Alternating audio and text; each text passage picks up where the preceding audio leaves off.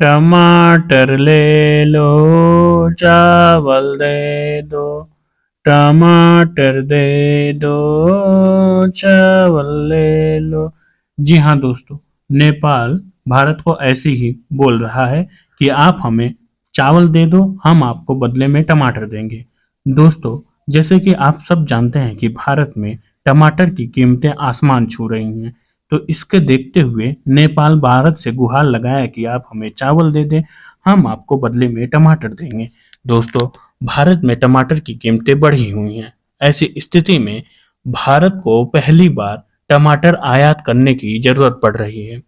पड़ोसी देश नेपाल मदद के लिए सामने आया है। हालांकि टमाटर के बदले में नेपाल भारत से चीनी और चावल मांग रहा है।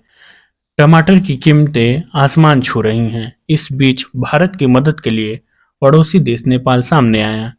एक अधिकारी ने बताया कि देश में टमाटर की आपूर्ति बढ़ाने के लिए नेपाल से भारी मात्रा में टमाटर आयात किया गया है। नेपाल से आयातित टमाटर अभी रास्ते में ही है और देश पहुंचते ही इसे उत्तर भारतीय राज्यों में आपूर्ति बढ़ाने के लिए इस्तेमाल किया जाएगा। दोस्तों, हिंदुस्तान टाइम्स को की तरफ से जानकारी मिली है कि आयातित टमाटर को उत्तर भारतीय राज्यों में खासकर उत्तर प्रदेश में भेजा जाएगा। देश में टमाटर की कीमतें जुलाई महीने से बढ़नी शुरू हुई थी और एक वक्त ऐसा आया जब टमाटर 250 रुपए किलो बिकने लगा। कुछ जगहों पे तो टमाटर 300 रुपए किलो भी बिका। सरकार ने लोगों को राहत देने के लिए टमाटर पर सब्सिडी भी लागू कर दिया था। दोस्तों, सब्सिडी वाले टमाटर की हालिया कीमत जो घटकर 50 रुपए हो गई है, जिससे आम लोगों को थोड़ी बहुत तो राहत मिल ही गई है।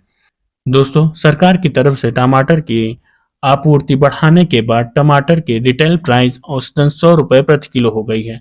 दोस्तों, आउटलुक की रिपोर्ट के मुताबिक टमाटर की बढ़ती कीमत के बीच भारत पहली बार टमाटर आयात कर रहा है।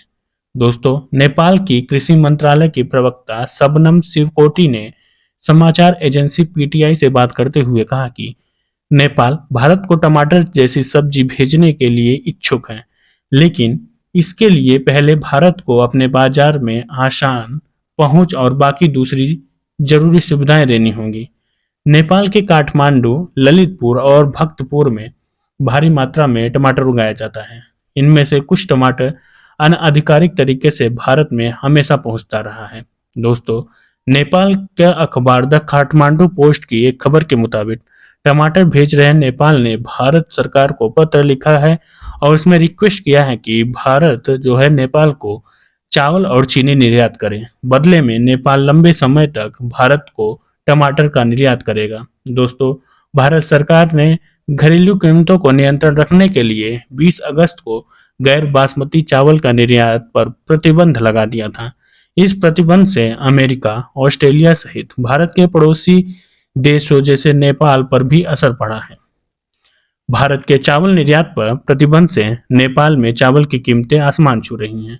दोस्तों, भारत ने पहले ही आधिकारिक रूप से भारत से कहा था कि आने वाले त्योहारों के सीजन को देखते हुए नेपाल को चावल और चीनी का निर्यात न रोकें।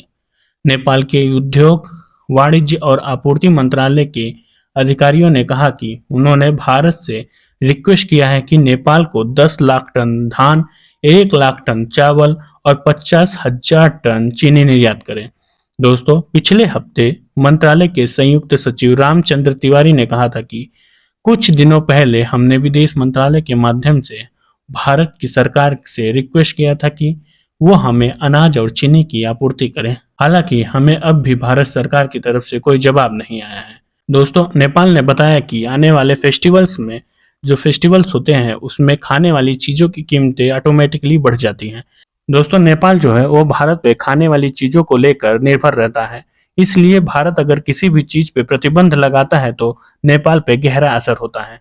दोस्तों, वित्त वर्ष 2021-22 में नेपाल ने भारत से 14 लाख टन चावल, 13.8 लाख टन गैर बासमती चावल और 19,000 टन बासमती चावल आयात किया था। दोस्तों, नेपाल के व्यापारियों का कहना है कि भारत के चावल निर्यात पर अचानक प्रतिबंध लगाना उनके चावल की कीमतों में काफ़ी बढ़ोतरी देखी गई है। 25 किलो चावल का बैग जहां पहले 200 रुपए किलो मिलता था, अब उसकी कीमत 250 रुपए किलो हो गई है। उनका कहना है कि जो फेस्टिवल्स आते हैं उनकी वजह से और भी कीमतें बढ़ जाती हैं। तो दोस्तों देखना होगा कि भारत सरकार इस पर क्या फैसला लेती है और क्या डिसीजन लेती है, क्या टमाटर के बदले उन्हें चावल इंपोर्ट एक्सपोर्ट करेगी या नहीं। तो thank you so much guys for watching the video, like share and subscribe the channel. Thank you so much.